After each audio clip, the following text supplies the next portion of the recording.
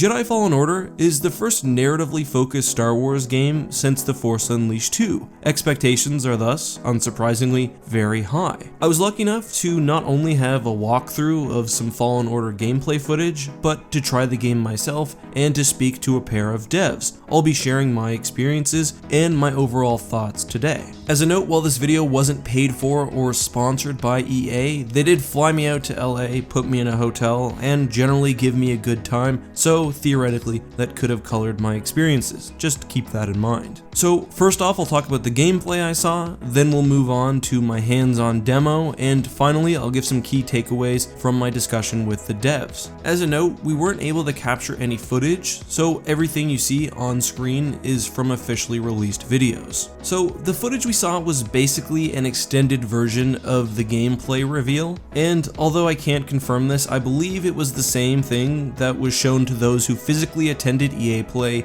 and waited in line for the theater experience. At the time of recording this video, it's not online yet, but as I edit, it may be, and if not, it should be sometime in the future. It also generally matches what's discussed in the Game Informer article. It starts with Cal climbing and commandeering in AT-AT, then moves on to the Kashyyyk gameplay with some extra features. For example, he explores his spaceship, we get a brief glimpse of the skill tree and the galactic map system, while also seeing other interesting features, and of course this was played live by one of the programmers. One thing that was made clear to me when I watched this, and especially when I played it afterwards, is that this demo doesn't really reflect the true difficulty of the game, and you know, that's pretty common with game demos. You have increased health, you can't die, and most notably I think, there's no limit to the usage of your force abilities. There's a health bar, but no force bar. When I played, your force would run out, but could be regenerated through combat, and that's basically so you can't just force throw or force pull every enemy you see. And the force bar is actually depleted very quickly, so you had to strategically use your force powers. But let's turn to my gameplay reactions, and I will say the first one was fairly negative. A lot of the game did seem to be not on rails, but involving quick time events. For example, piloting the walker is basically something we saw in Star Wars Battlefront 2,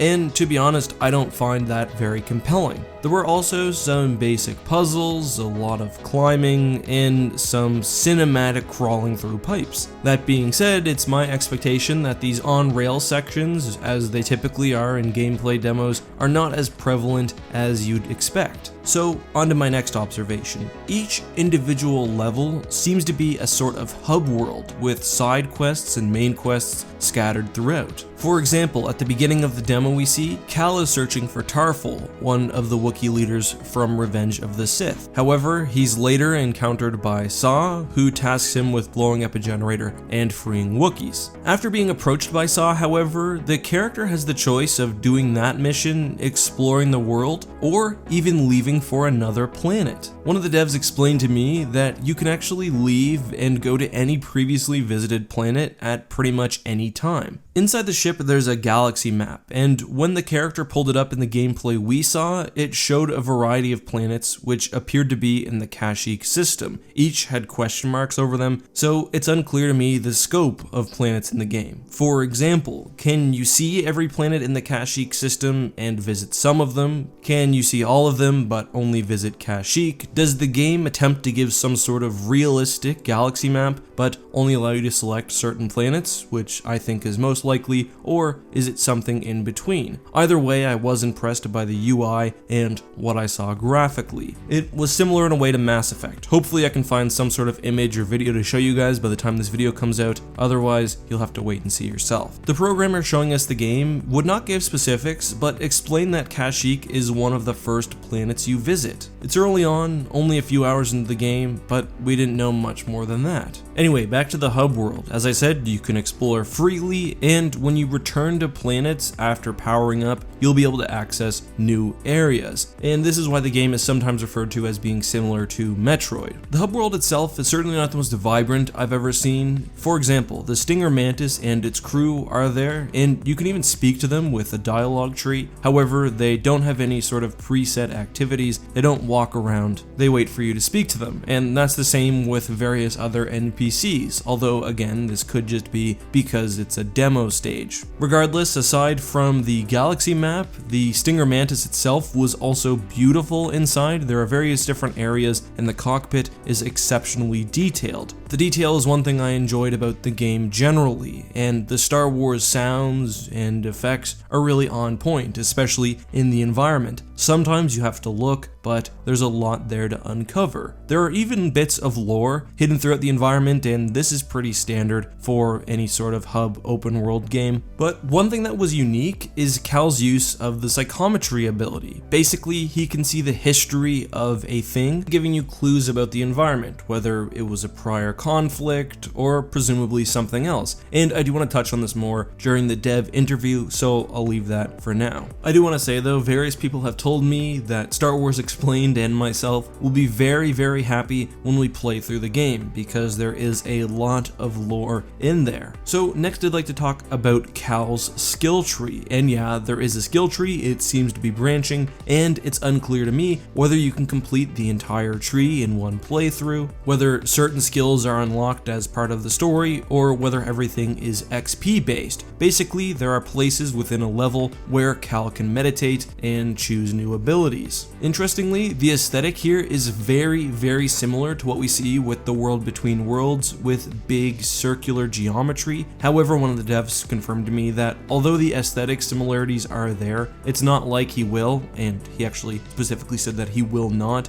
be traveling to this location, but I thought the connection was really nice, and we see something similar with the main menu. We also saw the droid BD-1 receive an upgrade from a workbench, which allowed him to manipulate the environment. It's unclear to me whether he'll get combat upgrades or whether the upgrades can be purchased freely, and the devs weren't really talking about that. To be honest, I spent most of the gameplay demo excited because I knew that we were going to get to try the game right afterwards, so I'm sure that I've missed some things that I picked up. If you have any questions, feel free to leave them down in the comments or also ask me them on Twitter. I've got a lot more to talk about, but my general impressions of the gameplay demo that we watched was that the game will be very, very large, that there will be some backtracking, and exploration should be rewarding. On the downsides, I'm not sure how interesting the hub worlds will be, but I do have hope. I also hope that the on-rails sections and the QuickTime events, including climbing, will be relatively minor, but we'll see. But I'd like now to talk about my hands-on experience, which to me was the highlight of EA Play. So we didn't play the demo that was shown, rather we were in a sort of arena type mode known as the Gauntlet. Now it should be noted that the Gauntlet is a testing only mode for the game. Basically the enemies come at you in increasing waves, but you're basically just fighting in an open square. Personally, I hope that this mode makes it to the final game, but there may not be any sort of contemporary in the full game. So I was the first person to play it. I got a basic understanding of the controls, then fought enemies for about 5 minutes. First of all, I want to say the game is fairly difficult. Everyone in our playthrough except one person, I think the person who went last and who approached the game with the least aggression, died at least once. I'm pretty good at action games and I found the controls to be very intuitive. There's a heavy attack, a light attack, various force powers, a jump, a sprint, and more.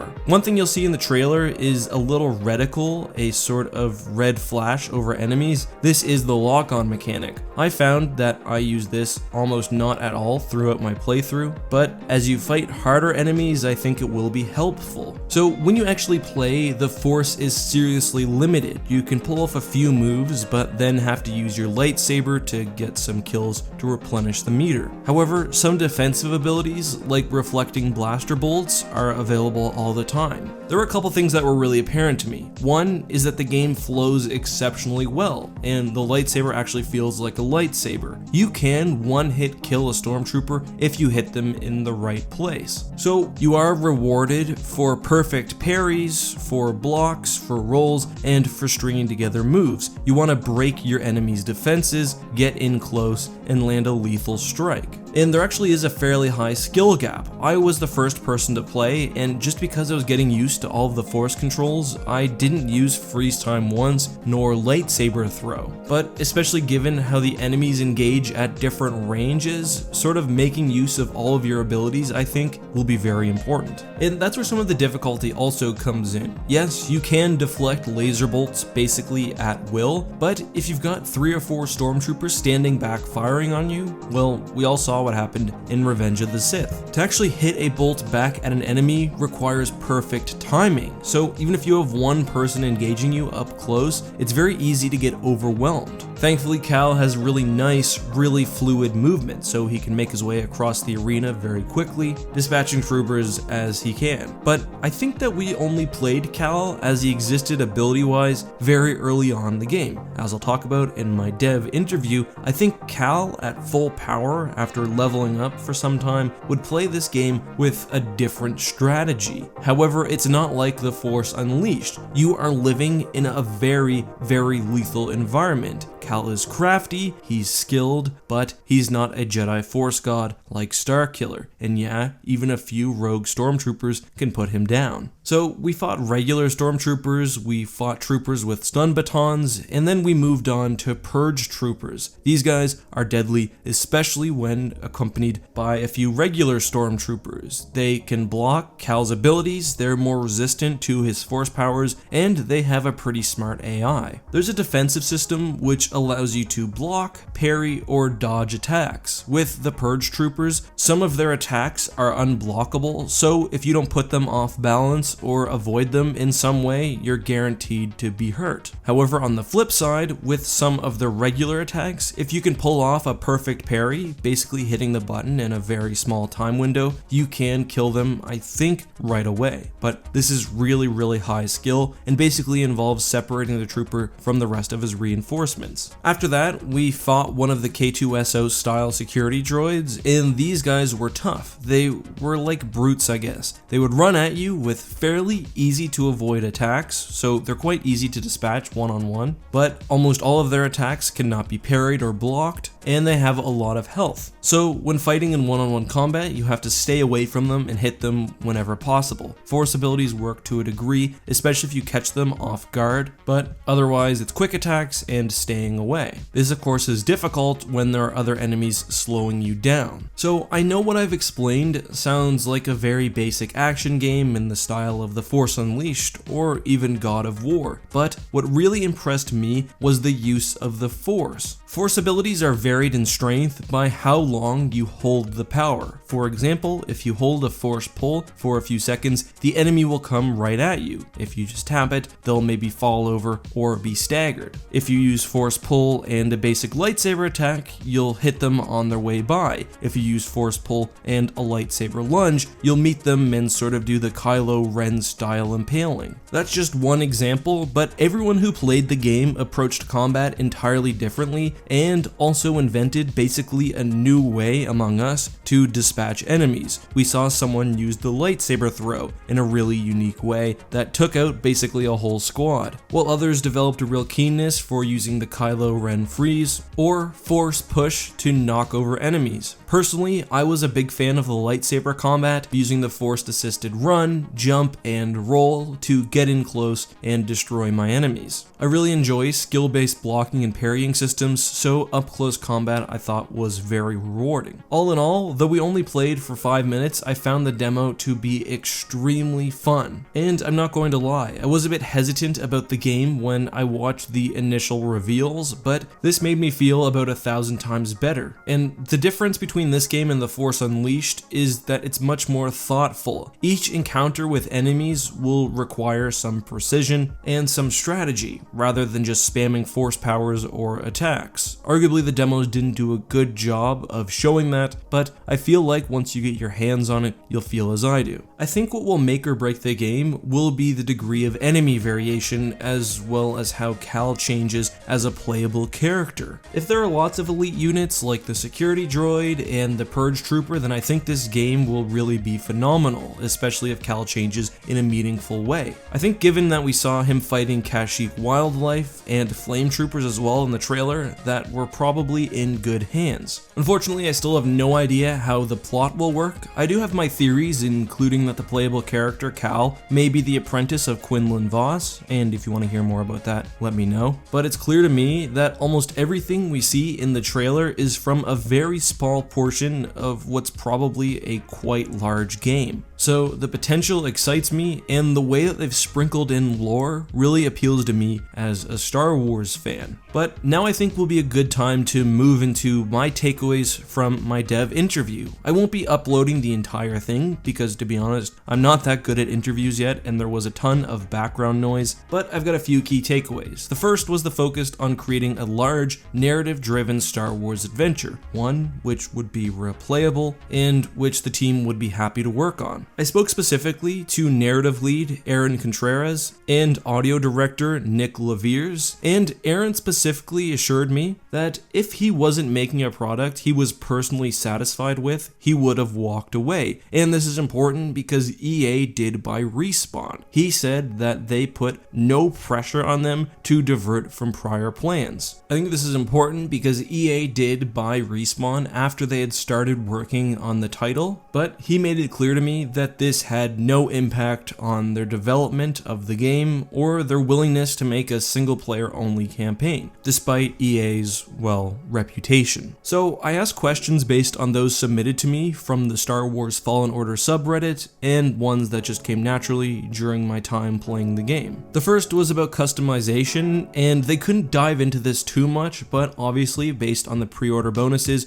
you will be able to customize Cal, his lightsaber, his droid, and his ship. I didn't learn too much besides that. The next thing was power and skill progression. So Cal's abilities will not only progress in the Force, but also in lightsaber wielding. They weren't willing or able to go into whether he would learn specific styles, but if I were to guess, and just to be clear, this is just my opinion, I don't think he will learn different styles. I think he'll have sort of a unified style throughout the game, which will advance as he progresses skill-wise. But again, that's from me, not the devs. I need to make that distinction very clear. They did emphasize, though, that rich combat systems and skill progression is one of the main reasons for replayability. I'm not sure whether there will be a New Game Plus, but personally, I would not be surprised. Another thing I asked was aesthetics, including the tie to Star Wars Rebels and the World Between Worlds. What Aaron explained to me was, first of all, bluntly, that no, we won't be visiting the World Between Worlds, but that Lucasfilm has a very clear aesthetic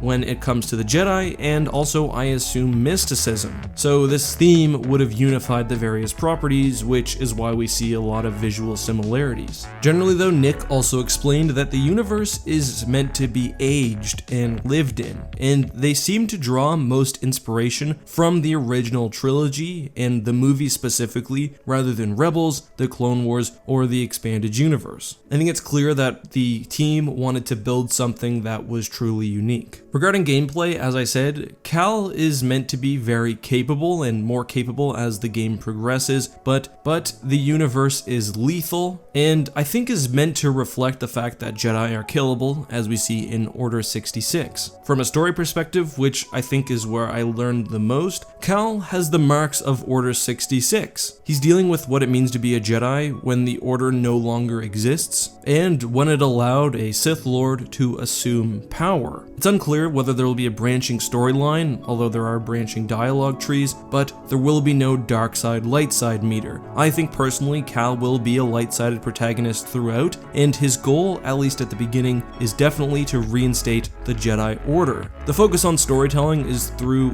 will be through game moments rather than long cutscenes. Aaron stated that there were various gameplay features which could help tell the past, and that the Force works in mysterious ways. One example we have of this is psychometry, which I mentioned above, but in my opinion, this also could very well mean flashbacks. Finally, they focused on it being a player-driven story. The player will have some choice in which planets they can visit, and they'll be able to return to areas they've been to before. The degree of freedom is unclear to me, but we might have a KOTOR-style situation where various large events will be triggered after prior objectives have been completed. That being said, there's still a lot of mystery here, and I'm truly excited for what comes next. This has only been my impressions and my experience talking to the devs. Hello Greedo, Star Wars Battlefront updates, and Star Wars Explained also were given the opportunity to do both, so if you want to learn more, I'll link to their channels down in the description, as well as their videos on the topic if they've been released. If you guys have any questions, as I said, feel free to leave it down below or message me on Twitter. Let me know what you thought of my breakdown and my opinions down in the comments, and if you enjoyed this video, make sure to subscribe for more. Anyway, until next time, this has been EckhartsLadder. May the Force be with you.